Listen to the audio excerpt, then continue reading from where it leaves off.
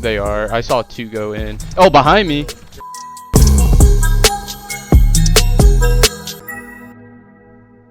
Shout out Fraser Kid 23. There's the whole pretty much the whole reason I'm making this. Um, I'll be going over like my actual like desktop graphic settings and my in-game graphic settings. I'll do Apex this time and then I'll do like COD another time. But if you ever seen my stuff and you want to know what, like how my stuff looks the way it does, this is basically what this is going to explain. This is my rig just in general. AMD Ryzen 9 3900X, 12 core. 16 gigs of RAM. I have two SSDs, both a terabyte. I run my games on my faster one, which is my WD Black one. I have a RTX 3080. That's pretty much basically it. And then after that, we can, jeez, got flash man. We can go into NVIDIA control panel. If you don't know how to access that, you can. Well, it's not gonna show me here. I'll show it on my desktop. That's fine. You can basically right click. Ignore some of the stuff on there.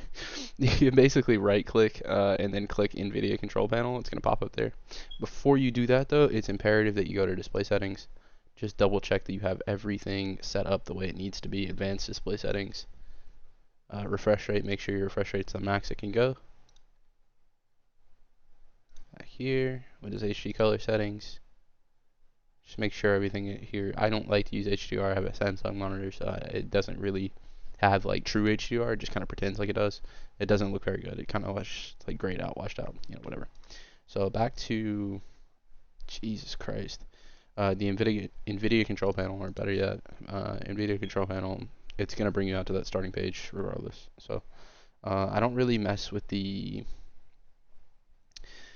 3D settings too much. I use advanced 3D image settings, and then that's gonna take me to, it'll take you to where it needs to go. So manage 3D settings, and this is where that beginning was. You can use a preset, or you can come here and change your settings for yourself. I'm not gonna go super in depth as to what all these do. I'm just gonna kind of show you what they are, and you can try them.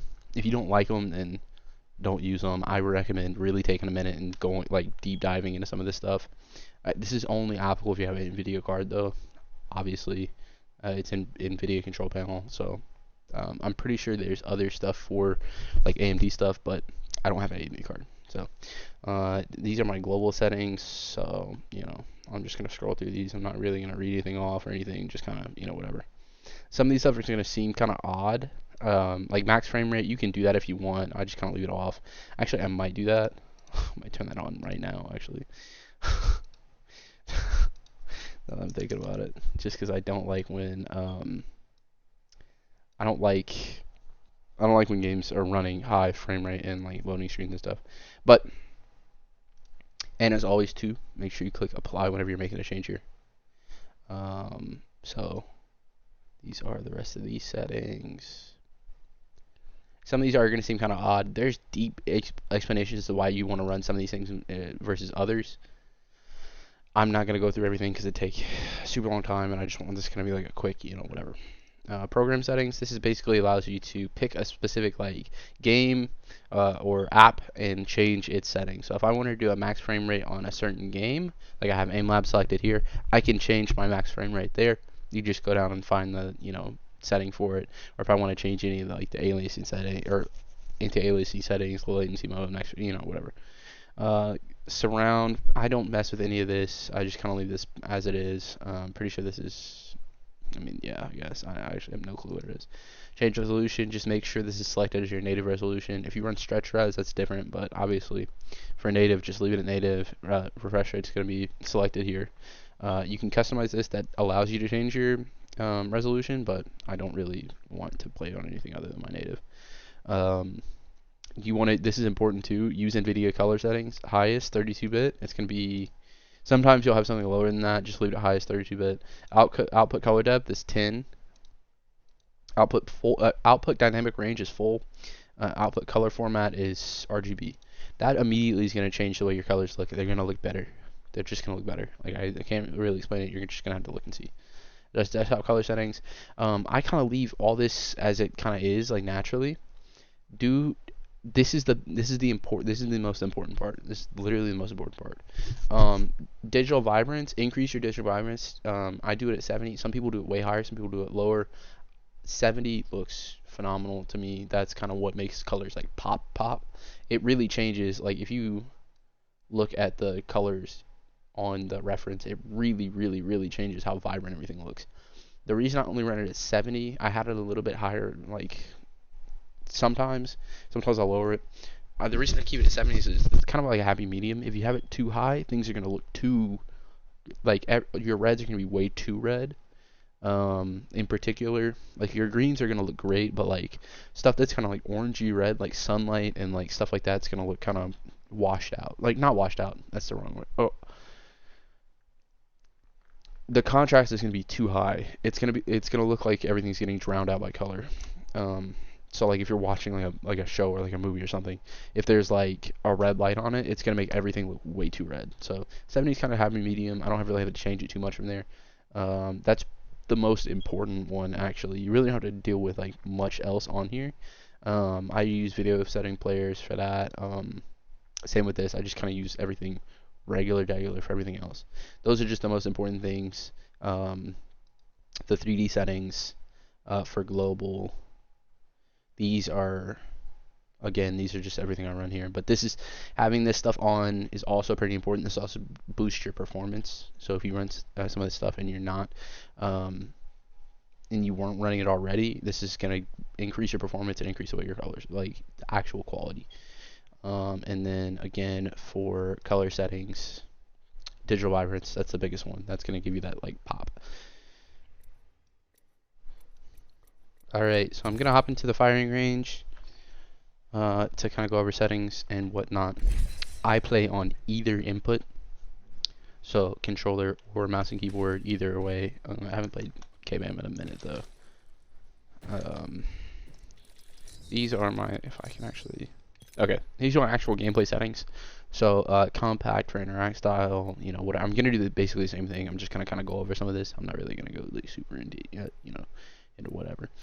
You can run something different. You can run the exact same, whatever. I'm sure not actually gameplay stuff, just graphic, you know, whatever. Colorblind mode. This is so. Dude, how did I miss this?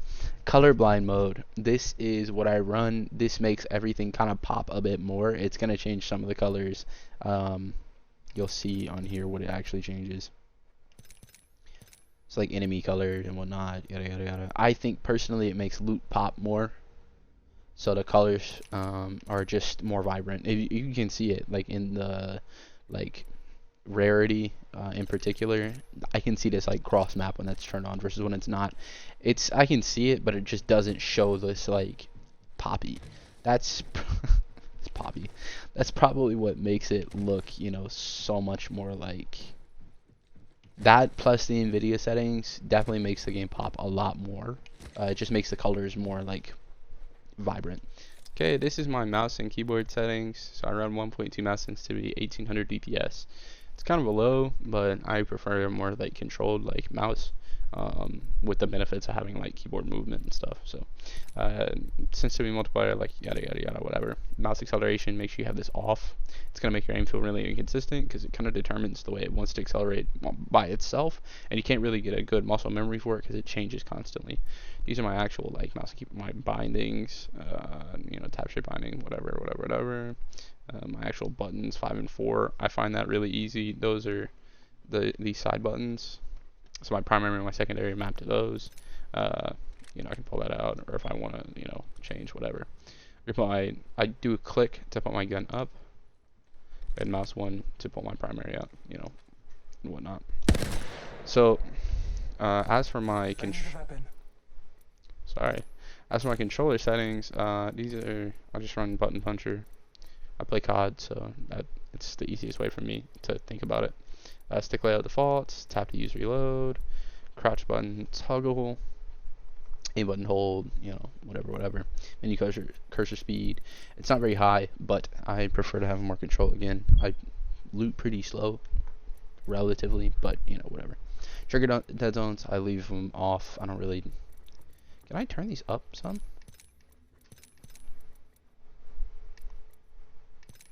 I have drift, and so in the cursor, yeah. I have run 4.3 with classic response curve. Look dead zone's it's set to large because I have pretty bad stick drift. Movement dead zone's low, like small, so I can move faster with my left stick and not have to, like, drift doesn't really bother me with my left stick. It's my right stick that I have a pretty big, drift on, so I don't, that's why should I buy a new controller? Probably, but I don't really feel like it. I don't have my ALCs turned on, but if I do have my ALCs turned on, this is what I'm running for ALCs. This is super comfortable for me. I just prefer like this. I kind of have to like get in and warm up with, and then I feel really good. But classic 4.3, I can just get on and play well with it. As for my graphic settings, full screen, native resolution. I'll play stretch eyes. Full screen is better for performance, so keep that full. Brightness 70%. It's also going to matter what your monitor brightness is too, so change that accordingly. I run max FOV 110. FOV scaling disabled. That's what kind of stretches your screen back whenever you're going into like Bloodhound, like alt. Sprint V-shake minimal. It's going to keep your head from bobbing. Yada yada yada. I have disabled VSync and Vita Reflex enabled plus boost. I don't have an adaptive resolution FPS target because that kind of messes with your graphics. Anti-aliasing, I use TSA. TSAA, texture streaming budget insane. Run this to basically as high as you can get it without your game. For me, if I run it low, it doesn't actually, I don't know, I notice it, like my game crashes more often when I'm running lower than I have actually, like what my actual texture streaming budget is. I don't know why, but texture filtering, anisotropic 4x, image occlusion quality disabled, sun shadow coverage low, sun shadow detail high, spot shadow detail very high, volumetric lighting disabled, dynamic spot shadows enabled, mode detail low, effects detailed high, impact marks high, ragdolls high. I actually don't know why I have these high. That was very odd. I feel like I had those off. I think I saw something that said they don't really. No, I was doing recoil patterns for another video. Audio settings. Oh yeah, apply that. Audio settings. Master volume is 29%. I don't run it super high. I run my headphones super high though, so I keep master volume low, and then I change my actual system and my headphones audio. System default for output device, output configuration. Whatever. You can change this to whatever your actual in case you want to make sure that it's specific to what you're running. Sometimes it'll pick the default. If you disconnect something, it's gonna make something else a default, and then it won't be on. It won't be what you actually want it to. Sometimes this will switch over to, not on this game in particular, but sometimes I'll get headset info and voice. That doesn't work. I don't know why it does that. Voice chat, this is all, this is all whatever. But I think that's it actually. I don't really think there's anything else I can show. I'll do COD next. And we'll go on from there, but I will see you guys later actually. Peace.